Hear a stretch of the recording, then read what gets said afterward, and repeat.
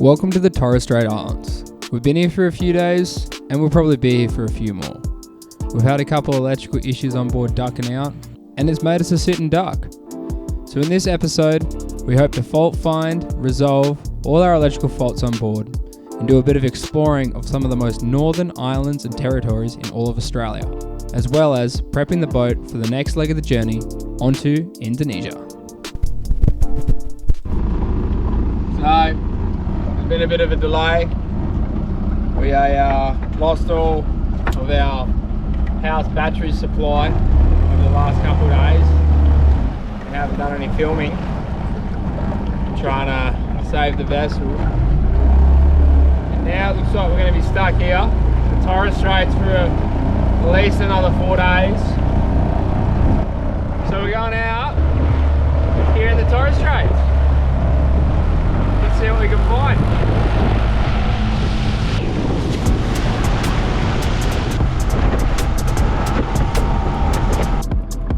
Trying to dodge.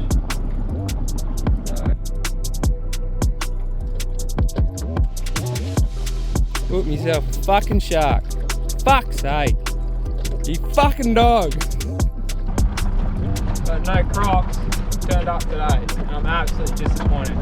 Any crocodiles watching this video, Thursday on, horn on, all through the Torres Straits. You better be here fucking tomorrow morning. I don't give a fuck about it being Sunday.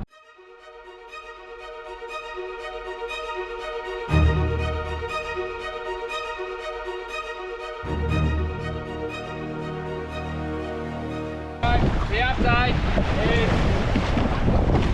the boat still got power supply issues, so we're going for a bit of an explore. Wanting a more in-depth synopsis of what's wrong with ducking out in the boat. At the end of this video there will be a section that explains it more in depth in terms of what's happening between electrical units, our house supply, and etc.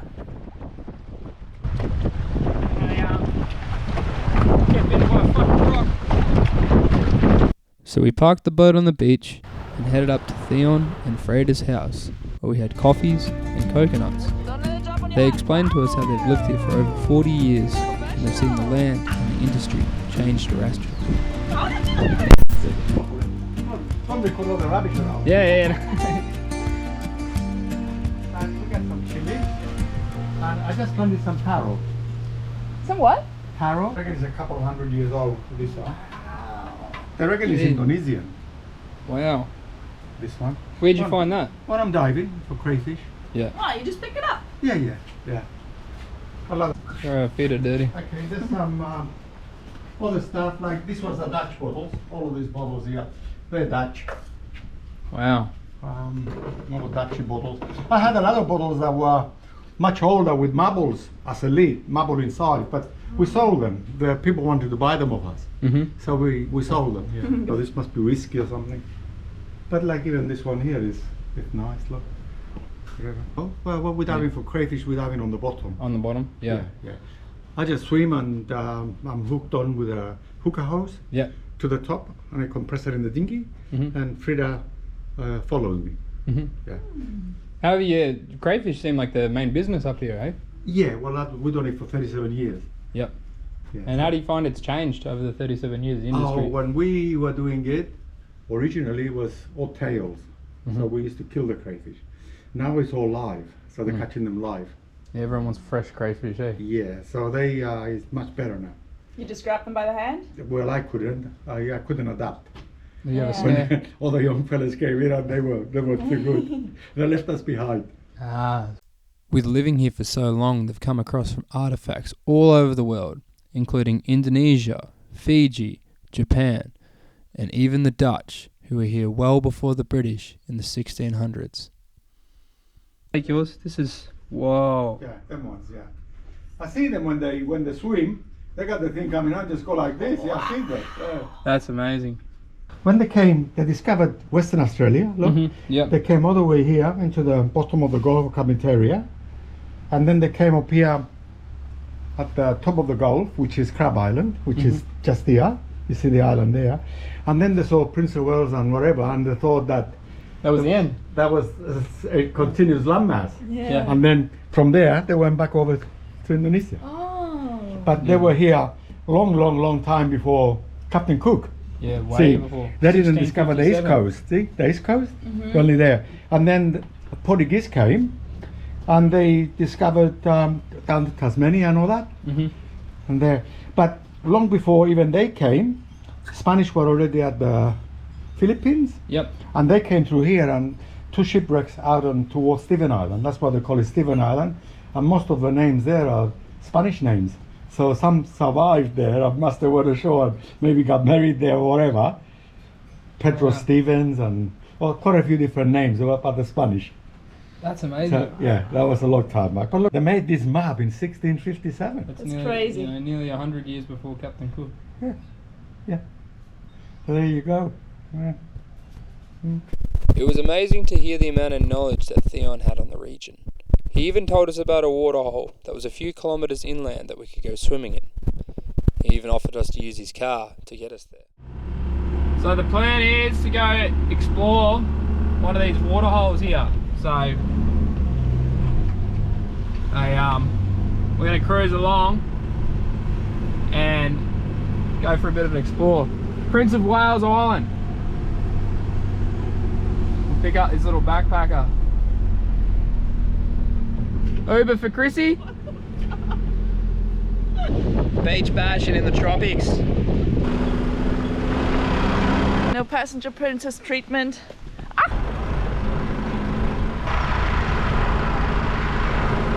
I don't know if the camera really does it justice. Oh my god! But yeah. Oh shit. I don't know how much the Jimny's gonna like this one, but I'm scared! I do.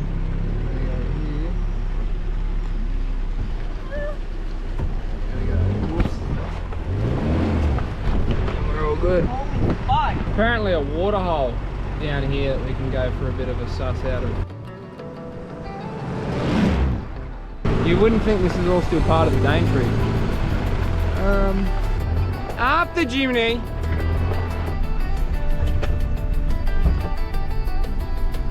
I think I'm an okay driver. I just really do not have lots of four-wheel drive experience. And I haven't driven manual in like ages. Just what we want to hear. Don't run me over, straighten up, keep your tyres straight. Oh, shit. Then go up there. Right? Just go straight now. Yep. Slow, slow. Keep going. Turn left. Yep. Oh my god. Oh, I'm getting nervous.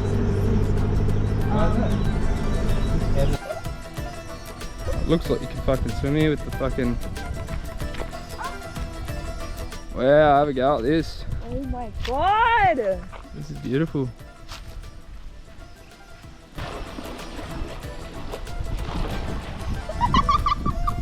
Yeah, just trip like that. Beautiful shot. First swim in fresh water in about 3 weeks. Feels good. What do you reckon, Chrissy? Oh, and finally. Refreshing swim, and stoked to be back in the water. Have to go and meet up with Border Force, so we're actually gonna cut the trip here in Prince of Wales a bit short, head back to the boat, go back to Horn. Oh! Trying to get to Border Force in time. They're like police officers with only their automatic license, so not my favourite of people to deal with, but once we get this hot day over and done with, we can hopefully be leaving the country by the end of this weekend. But I'm going to call up a bloke and make sure we get the part in for our generator and dot our I's, cross our T's and say a tutela to motherland, Australia. Yeah. Hey, you're the best here. You're the best here. Oh, thank you so much. Yeah, well, Leo might bring it over here one day. Yeah. Better to use a machete. People in this area of the world are so bloody hospitable. Primo coconuts. The only thing that can be partially annoying here in the Torres Straits, other than the wind and the swell, is the constant island hopping you have to do. Nothing. I mean, Thursday Island is your big island, which is your main infrastructure island over there, but we're in Prince of Wales at the moment. We need to go back to Horn Island to grab our passports to then go over to Thursday. And it doesn't look far, but when you're going against the wind and the current, it can be a little bit dicey for a small tender. Get something a bit meatier, you can just punch through it, but even going back, I reckon it's going to take at least 25 minutes to get to Horn, and then from Horn maybe another 20 to Thursday. And finally at Thursday we'll be able to find our saving grace, which would be a nice hot Australian meat pie. Ay, ay, ay, ay, ay. Fucking shark. We said goodbye to our new friends and headed back to the mothership to grab our documents before heading over to Thursday Island.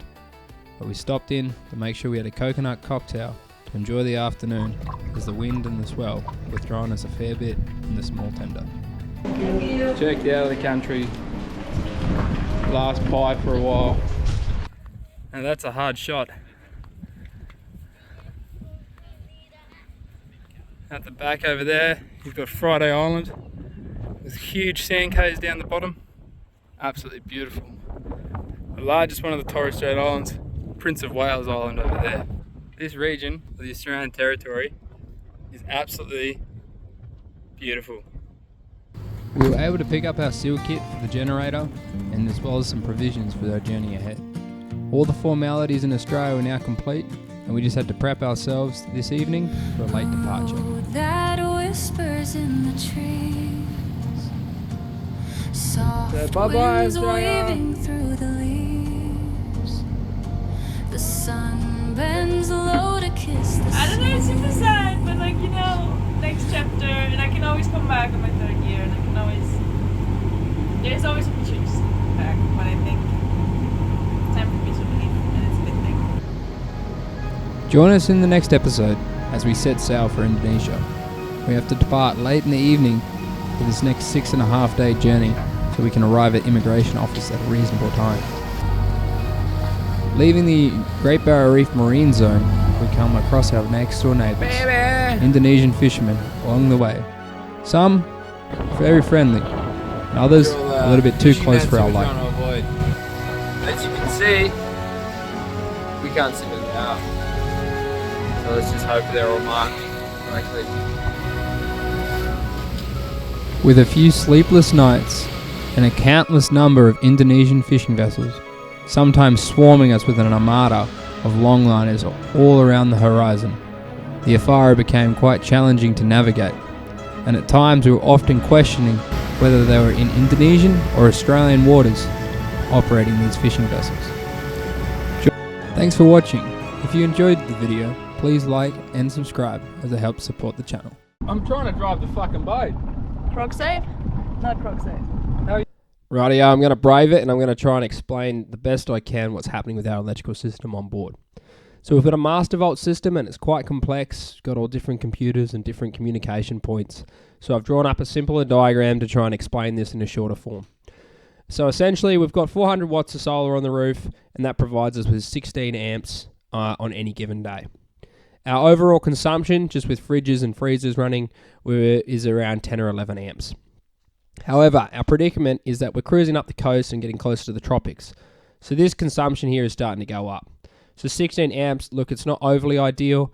It is a drama that we want to sort out in the future, putting more solar on the roof, but it's not the stage that we're at. So being on Thursday Island and with some cloudy weather over the last couple of days, our power bank has been draining down, but we're leaving in a few hours, so we thought, okay, it'll be right. We're going to be charging off the alternator as we cruise, and we'll charge it up then. It'll be okay. What we didn't realise is that there's a 30% safety shut-off. Once this power supply gets beneath 30, it cuts it off just to protect the batteries. And we've gone, okay, bugger, all good.